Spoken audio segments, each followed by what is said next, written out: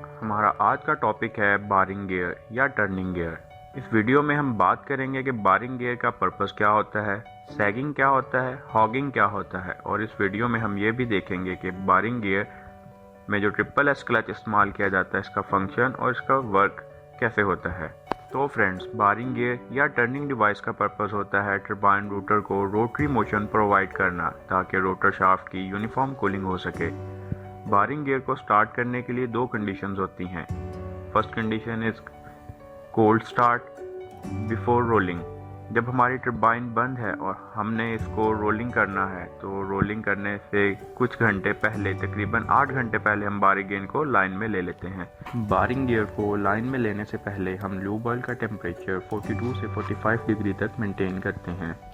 इस तरह बारिंग गियर पर टरबाइन की लुब्रिकेशन भी हो जाती है और ऑयल का टेम्परेचर भी मेंटेन हो जाता है।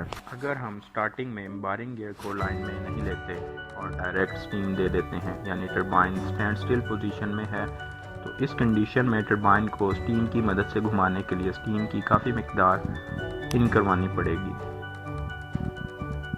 तभी शाफ्ट रोटेट हो सके। ऐसी कंडीशन में जब हम टरबाइन में डायरेक्ट स्टीम लेंगे तो इसमें वाइब्रेशन आने के बहुत चांसेस होते हैं, क्योंकि अचानक शाफ्ट रोटेशन में आएगी तो इसके बेरिंग्स में वाइब्रेशन इंक्रीज होने के चांसेस होते हैं। जबकि हम टरबाइन को बारिंग गियर लाइन में लेके स्टार्ट करेंगे तो इस कंडीशन में स्टीम की बहुत थोड़ी सी मिकदार से ही हम टरबाइन शाफ्ट को रोटेट करवा लेंगे, यानी हम बारिंग गियर की मदद से इनिशियल टार्क दे देंगे तो स्मॉल अमाउंट ऑफ स्टीम से ही टरबाइन की स्पीड राइज होने लगेगी। बारिंग गियर या टर्निंग गियर को लाइन में लेने की सेकंड कंडीशन होती है आफ्टर शटडाउन, यानी जब भी यूनिट ट्रिप हुआ या हमने शटडाउन लिया तो टरबाइन स्टॉप होते ही इसका कॉस्टिंग डाउन स्टार्ट हो जाएगा, यानी टरबाइन की स्पीड कम होती हुई 0 स्पीड तक आएगी, यानी शाफ्ट स्टैंड स्टिल पोजीशन में आ जाएगी। इस वक्त टरबाइन रोटर का टेम्परेचर बहुत हाई होता है, जो कि अप्रॉक्सीमेटली 400 डिग्री तक होता है। टरबाइन शाफ्ट अपने हैवी वेट और टेम्परेचर होने की वजह से डिफॉर्म होने लगती है, यानी शाफ्ट बेंड होने लगती है, और बेंड होने की वजह से रोटर के मूविंग ब्लेड्स और फिक्स ब्लेड्स आपस में टच होने लगते हैं। इस कंडीशन में जब यूनिट को स्टार्ट करेंगे तो मशीन में वाइब्रेशंस आने लगेंगी और यूनिट ट्रिप कर जाएगा। तो इस डिफॉर्मेशन को अवॉइड करने के लिए, यानी शाफ्ट को यूनिफॉर्म कूलिंग प्रोवाइड करने के लिए, हम बारिंग गियर से इसको घुमाते रहेंगे, यानी जो भी एयर इसके अंदर प्रेजेंट है इसको सर्कुलेशन प्रोवाइड करते रहेंगे। जब टरबाइन रुकी हुई होती है तो इसके अंदर और कुछ नहीं तो एयर है, तो जब एयर गर्म होती है तो इसकी डेंसिटी कम होगी, तो एयर टॉप वाली केसिंग में जाएगी। इस तरह टॉप वाली केसिंग का टेम्परेचर ज़्यादा हो जाएगा और बॉटम केसिंग का टेम्परेचर कम हो जाएगा। इसमें थर्मल एक्सपेंशन होती है, तो ऊपर का जो पार्ट है वो एक्सपेंड होगा, और इस तरह अगर हमारे बॉटम पार्ट का टेम्परेचर कम है तो वो कॉन्ट्रेक्चुअल फॉर्म में रहेगा। इसकी वजह से शाफ्ट बेंड हो जाएगी, ये कुछ इस तरह ऊपर की तरफ उभरी हुई होगी। इस कंडीशन को हम हॉगिंग कहते हैं, यानी शाफ्ट का अपवर्ड मोशन में बेंड हो जाना। तो इस चीज़ को अवॉइड करने के लिए हम बारिंग गियर को लाइन में लेंगे और रोटर को मोशन में रखेंगे। इस तरह केसिंग में जो भी एयर प्रेजेंट रहेगी वो सर्कुलेट होती रहेगी और पूरी केसिंग में टेम्परेचर एक जैसा रहेगा और यूनिफॉर्म वे में कूलिंग होती रहेगी, और इस कंडीशन में रोटर बेंड नहीं करेगा। और जब केसिंग और रोटर का टेम्परेचर 100 डिग्री से कम हो जाएगा तब बारिंग गियर को बंद कर सकते हैं। और जो बिफोर रोलिंग हम बारिंग गियर को लाइन में लेते हैं वो मैन्युफैक्चरर के डिज़ाइन करदा टाइम के मुताबिक होता है। तकरीबन 8 घंटे पहले ही बारिंग गियर को लाइन में ले लेंगे, जिससे वो इंश्योर हो जाएगा कि 8 घंटे में बेरिंग्स का टेम्परेचर, ऑयल का टेम्परेचर डिज़ायर्ड वैल्यू तक आ जाएगा और ऑयल की सर्कुलेशन भी प्रॉपर हो जाएगी और केसिंग में एयर सर्कुलेशन भी प्रॉपर होती रहेगी। बारिंग गियर के आरपीएम मुख्तलिफ टरबाइंस पर मुख्तलिफ होते हैं। किसी टरबाइन के 100 आरपीएम और किसी के 150 होते हैं। ये मैन्युफैक्चरर पर डिपेंड करता है। बारिंग की स्पीड अमूमन इतनी रखी जाती है कि केसिंग के अंदर रोटर की रोटेशन से एयर भी सर्कुलेट होती रहे। फर्स्ट कंडीशन में 8 घंटे पहले बारिंग स्टार्ट करते हैं और सेकंड कंडीशन में आफ्टर शटडाउन हम इसको अप्रॉक्सीमेटली 24 आवर्स रन रखते हैं, या तब तक रन करते हैं जब तक रोटर का टेम्परेचर 100 डिग्री सेंटीग्रेड से नीचे नहीं आ जाता। अब हम बात करते हैं सैगिंग की।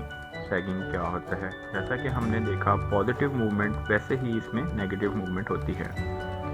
रोटर का वेट और मूविंग ब्लेड के वेट की वजह से ग्रेविटेशनल फोर्स डाउनवर्ड मोशन में अप्लाई होगी, तो इस वजह से शाफ्ट डाउनवर्ड मूवमेंट यानी नेगेटिव मूवमेंट में बेंड होना शुरू हो जाती है। इस कंडीशन को हम सैगिंग कहते हैं। यानी कोल्ड कंडीशन में जब हमारी टरबाइन बहुत दिन से स्टैंड स्टिल पोजीशन में हो तो रोटर बेंड हो जाएगा। एक्चुअली ये विजुअलाइजेशन में नहीं आता। ऐसा नहीं होगा कि आप देखकर बता सकेंगे टरबाइन की शाफ्ट बेंड हुई है कि नहीं। इसको मेजर करने के लिए और देखने के लिए शाफ्ट के एंड पर इसेंट्रिसिटी मीटर लगाए जाते हैं। इसेंट्रिसिटी मीटर जब ज़्यादा इसेंट्रिसिटी शो करवाए तो आप समझ लीजिए कि शाफ्ट बेंड है, मतलब सैगिंग या हॉगिंग हुआ है। सैगिंग को प्रिवेंट करने के लिए हम जानते हैं रोटर की प्रॉपर्टीज़ इलास्टिसिटी होती है। और इलास्टिसिटी प्रॉपर्टी में जब हम किसी चीज़ को ऐसे रखें तो वो परमानेंट डिफॉर्म हो जाती है और बेंड हो जाती है। इस कंडीशन में हम रोटर को हाफ टर्न घुमाते हैं। ऐसे रोटर का नीचे वाला पार्ट ऊपर आ जाएगा और अब इस पर ग्रेविटेशनल फोर्सेस लगेंगी और ये नीचे की तरफ आने की कोशिश करेगा। फिर से हाफ टर्न लेंगे। ऐसा करके एक कंडीशन ऐसी आएगी कि ये कि शाफ्ट स्ट्रेट हो जाएगी। इसको करने के लिए काफ़ी लॉन्ग टाइम चाहिए होता है। अगर सैगिंग और हॉगिंग हो जाए तो इसको प्रिवेंट करने के लिए हाफ टर्न घुमाएंगे और फिर हाफ आवर तक वेट करेंगे। फिर हाफ टर्न घुमाएंगे और हाफ आवर तक वेट करेंगे। इस तरह करने के बाद सेंट्रिसिटी मीटर लगा के देखेंगे कि शाफ्ट का बेंड कितना शो कर रहा है। जब हमको डिज़ायर्ड वैल्यू मिल जाए तो सेंट्रिसिटी मीटर पर, तो मतलब रोटर ओके हो गया। टरबाइन शाफ्ट कपलिंग की मदद से गियर बॉक्स से अटैच होती है। हाई स्पीड शाफ्ट पर जो गियर कनेक्टेड होता है इसको पिनियन गियर कहते हैं, और जो बड़ा गियर होता है जो कि स्पीड को रिड्यूस करता है इसको हम बुल गियर कहते हैं। इस बुल गियर से जनरेटर की शाफ्ट कनेक्टेड होती है। टरबाइन शाफ्ट पर जो पिनियन गियर लगा होता है वहाँ हम बारिंग गियर को कनेक्ट करते हैं। टरबाइन की रोटेशन स्लो मोशन में होगी तो इसको बारिंग कहते हैं। इसके लिए हम इलेक्ट्रिकली, हाइड्रोलिकली या हैंड बारिंग भी कर सकते हैं।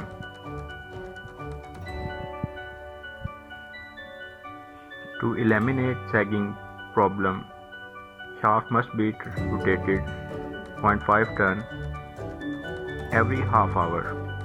ये 0.5 टर्न हैंड से बारिंग करके करेंगे। बारिंग गियर में एक क्लच अरेंजमेंट होता है जिसको हम ट्रिपल एस क्लच कहते हैं। ट्रिपल एस का मतलब होता है सिंक्रोनस सेल्फ शिफ्टिंग क्लच। बारिंग गियर को इंगेज या डिसंगेज करने के लिए हम क्लच यूज़ करते हैं। इस मकसद के लिए ऑटोमेटिक क्लच इस्तेमाल होता है जिसको ट्रिपल एस क्लच कहा जाता है। टरबाइन शाफ्ट पर रेडियल शेप का इनसाइड गियर टीथ बना होगा और बारिंग गियर शाफ्ट पर आउटसाइड गियर टीथ बना होगा। इस तरह जब बारिंग गियर क्लच शाफ्ट आगे जाएगी तो ये कपल हो जाएगी और बारिंग गियर की स्पीड से शाफ्ट को घुमाने लगेगी। इसको हम ट्रिपल एस क्लच क्यों कहते हैं? बारिंग डिवाइस पर जो मोटर लगी होती है इसकी स्पीड 1400 आरपीएम की होती है, यानी 1400 आरपीएम। इसके नीचे एक रिड्यूसर गियर लगा होता है जो कि 1400 आरपीएम से इसको रिड्यूस करके 100 से 150 आरपीएम तक कर देता है या डिज़ायर्ड आरपीएम तक रिड्यूस कर देता है। बारिंग गियर के एंड पर जो कपल होने के लिए एक्सटर्नल गियर बना होता है ये एक स्लीव टाइप का गियर होता है, यानी आगे और पीछे मूवमेंट के लिए डिज़ाइन होता है। जब इसका टार्क टरबाइन शाफ्ट से ज़्यादा होगा तो ये आगे की तरफ स्लाइड कर जाएगा और टीजी शाफ्ट में मर्ज हो जाएगा।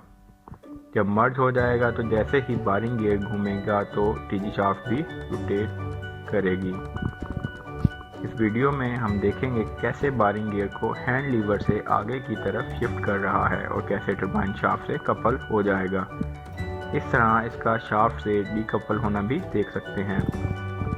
ये सारा सिंक्रोनस सिस्टम से होता है। जब टरबाइन शाफ्ट की स्पीड कम होती है तो ये ट्रिपल एस इंगेज हो जाता है और जब टरबाइन रोलिंग पर होती है और टरबाइन की स्पीड इंक्रीज होती है तो जैसे ही डिज़ायर्ड आरपीएम से ज़्यादा स्पीड हो जाएगी तो ये डिसंगेज हो जाएगा और बारिंग गियर स्टॉप हो जाएगा।